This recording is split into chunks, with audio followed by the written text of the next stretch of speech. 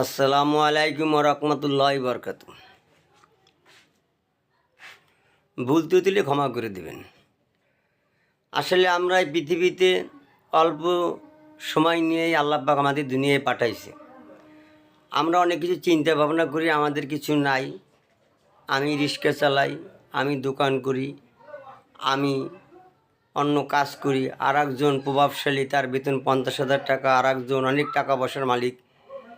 এই সমস্ত চিন্তা ভাবনা আমরা অনেক সময় করি। যখন আমরা কিছু মানুষ আছি যে আমরা অনাটন মানুষ, গরিব দুঃখী মানুষ, আমরা অনেক কিছু চিন্তা ভাবনা করি যে আল্লাহ আমাদের এত কষ্ট দুঃখ কেন পৃথিবীতে দিয়ে পাঠাইছে।